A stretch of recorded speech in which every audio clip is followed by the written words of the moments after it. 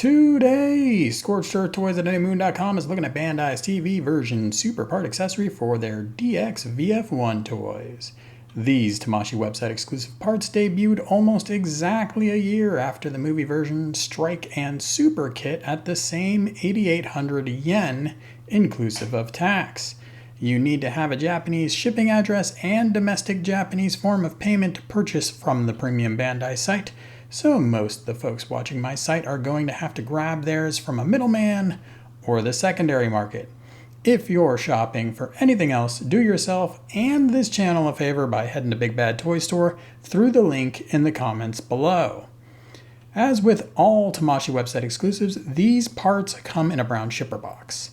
Inside that box, you'll find a full-color retail box. The box shows Skull 1 wearing the TV super parts, which is totally appropriate. Except the only Skull 1 release so far was Roy, and he died before the show introduced the parts. Though there have been 3 TV releases as of the filming of this review, none would actually use the super parts if you went strictly by the show. But since we're grown-ups playing with toys, let's go ahead and look past that. The contents of this box are different from the movie version parts. You of course get the full suite of fast packs, and you also get a fighter mode adapter exploded into its various components. Instead of 6 Jolly Roger emblems color matched to Valkyries, you'll get 6 TV style reaction missiles and their mounting equipment. And instead of a strike cannon, you'll get a banking stand adapter. Beneath it all, you'll find black and white instructions on a standard sheet of paper.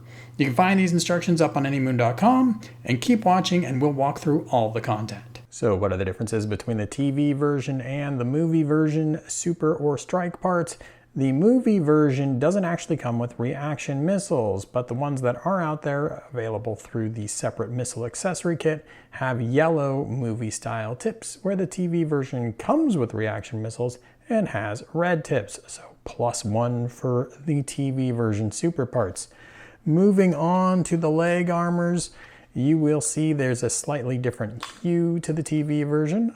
Which one you prefer is really up to you. I think they're both pretty attractively done. There is text on there. The text is very legible and nicely done. And you can see there are some differences between the two versions and some different colors used throughout. There are no articulated nozzles on these leg armors, and neither one has the ability to pop the armor off to expose interior detail. So a step backward from where we were the previous generation there, kind of inexplicably. But there you go, very, very similar leg armors. As we move on to the arm armors, you can see there's a different shape involved, primarily around the front of the arm armor, also a different length. Even the little missiles or whatever these things are at the front, slightly different shaped. And we have different paint applications here. It shows where that gun should go. Still not symmetrical on the TV version, which I think is a little bit silly. But there you go, the arm armors, definitely the big difference. Now, a plus that Bandai did, either side of them, no big missiles showing. They only no big screws showing. The only screws visible underneath the arm where you would never see them, so that's a plus there. Moving on to the backpack armor boosters. What do we want to call these? Boosters, micro missile towers, a whole bunch of things going on here. Here you can see, again, different paint applications in a few different spots. Really beautifully done paint applications. You can see the text. It's all very nice. Now I know it's a little busy for some people. For those people, you might like the TV versions a little more because there is sort of colored text instead of bright white. Maybe doesn't stand out quite as much. Now you do get articulated boosters on both of these toys, but neither one has interior detail in the center. So here we can see if I had taken this booster apart, here's what it looks like on the inside. There is no missile detail in the front tower. And here we have access to the circle gimmick that we can pop this circle off, and you could poke a little toothpick through the hole if it doesn't come off like that for you. And then we could swap them. Now on the Do You Remember Love version, you got several different colored Jolly Rogers to use. In the TV version, we only had a UN Spacey Kite, so you don't get those accessories. But if you wanted to take a Do You Remember Love version Jolly Roger, it fits on just the same, and you can close it all up. But in order to do this, you would have to own both the TV version and Do You Remember Love versions. Now the Do You Remember Love strike parts come with a strike cannon. This is the only way to get the strike cannon. You cannot get it by purchasing the TV parts. Assembling the included reaction missiles is pretty quick and easy. Find your ones with a slot in the top of the missile. Find your individual missile holder. There is a peg, there is a slot.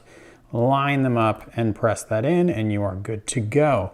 The side mounting ones are a little trickier. They have a slot in the black paint, and what you want to do is find the pairs that when put together will have the language right side up. So here we see RMS1 on there, and if you look at it from either direction, that's what it says. If you're not paying attention, you just throw these together, you might end up with one missile upside down. Installation of the TV super parts is exactly the same as it was for the Do You Remember Love version, so if you've seen that recently, you can skip ahead. We're going to begin with the leg armor. It has 2 slots, 2 pegs. Start on the bottom, press in, and then peg in the outside of the leg armors. Everything should be pretty smooth and fairly solid. The arm armor is just going to click right into position. The backpack utilizes a cradle system. I'm never really fond of these cradle systems, but you're just going to slide in the cradle behind the backpack. Let's see if I can do this. There we go. And press up. And here, I'll show you exactly where that's at. And you can see how that gets underneath the backpack like so. And then we can take our boosters, and you can see we've added now 3 pegs on either side. There are 3 slots and a peg on the side that goes into that slot in the backpack, so we can just apply some pressure inward, and then we line up the slot on the inside, get that in position, and repeat on the other side. Once the parts are on the toy, they are going to do an admirable job staying there. You can handle the toy in Batroid mode without any significant issues, and you would think maybe that the weight on the legs would cause the legs to swing by as you held the toy, but no, everything is stiff enough from the shoulders to the hips that the toy can handle the weight without issue. You could put it into some fantastic poses. None of the parts interfere with the range of motion of any of the joints, so it's not inhibiting your toy in any way. It's a really, really nice looking display piece. And in Batroid mode, I think you're gonna have a lot of fun with it. Like the movie version strike parts, the TV version super parts are universal. Here I've got them on a Do You Remember Love toy. Everything working out just fine. You could even take your strike cannon and pop that on to that booster. There's the color difference there though, so you wouldn't do that, but it's a possibility. Also, you don't get the green circles on this particular toy that you would want, so maybe TV super parts not the best for rounding out your collection if you weren't able to get on those movie version parts. Now, I am not a big fan of this cradle that the booster is attached to. The big reason that this aggravates me for a toy that is this deluxe is that it eliminates perfect transformation. If I want to go to Batroid mode right now, I don't have access to the interior here, that door that flips open, everything swings around. So that's a bummer to me. Now, I do see the big positive though, and that is that Bandai did not have to incorporate some sort of a backpack lock. Everything stays in position. I can turn this toy upside down. I can whoosh it around the room. Those boosters are never gonna flop around on me. So they are more secure, but again, I just would want something in this size and scale to have a better system. I get it on Arcadia's 160 scale.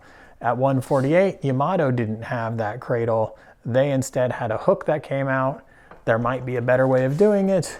This way is definitely not the best, so that to me is a little bit of a letdown. Otherwise though, Gearwalk mode for this toy is phenomenal, and these super parts are not going to detract from it in any way. Fighter mode is where the honeymoon ends with these super parts. Now the toy itself does fighter mode very well. It's pretty fun to handle. But when you add the super parts, you disengage one of the latch mechanisms. Now the backpack has a slot in it that is currently occupied by these boosters. When it folds over, it can go into pegs that come out of the legs. When it doesn't fold over, you lose that attachment point. So now I have 4 vertical pegs all in the exact same location, attaching to different parts of course, and a bunch of weight that those pegs are trying to support, and it just doesn't work. The arms slide out of their pegs, the legs slide out of their pegs, and the toy is not locked together properly. So fighter mode, that's a landing gear collapsing. Just not fun to handle thanks to the real lack of foresight when it comes to how everything is going to have to peg together when super parts are on there. Now, if you really press super hard and then push a little pressure inward or something, you can get things to work. It's not a guaranteed gonna flop apart on you, but it is way more frustrating than it ought to be. And again, another step backwards from where we were in the previous generation. So that's a bummer. Fortunately, you do get that display stand adapter, so let's throw it on the display stand now. To use a display stand in fighter mode, you're gonna need to grab your display stand adapter parts. There are 2 main halves, and you could put them together like so. And then there's a piece that goes on front and back, and I'll show you in a minute. And this is what you would do to use the basic display stand there in fighter mode. But unlike the Do You Remember Love parts, the TV parts also come with this adapter.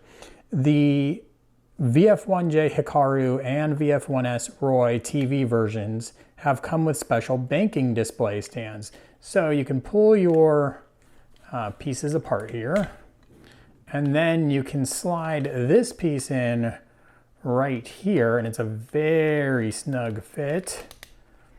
And then we can put this back together again.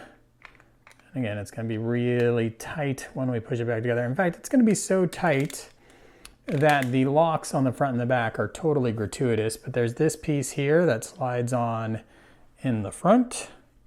And I know this is all clear, so it might not be coming out well. There we go. Squeezes on, now it's locked in the front, and you also get a lock for the back. Got to get it on perfectly straight. There we go. So now you have a display stand adapter that's meant for the banking display stand, so let's take a look at that. So here we have the toy with the display stand adapter on. It comes up, it pinches pretty tight on 2 little slots on either side of the head between the intakes there. And there's a little lip that comes down in front of the knee. So it's locked on there pretty well. It's not strong enough for me to flip the toy over, but you're not going to be afraid of it falling off. Here is the banking display stand, and there is one little issue, and that is that this adapter only has 1 groove right in the center. And you can see it's probably struggling a little bit with the weight that's involved here. It's kind of flopping a little bit from side to side. And that is probably why Bandai didn't give us the options to actually bank the toy on the banking display stand adapter. Now that said, if you have the Roy version of the toy, it comes with this piece, which allows 2 less severe positions of angle. So we can put that on there and then put this on there, and we can get the less severe banking, which is still pretty nice. So if you have the Roy version, the Hikaru version does not come with that piece, you can get this bit of tilt in either side.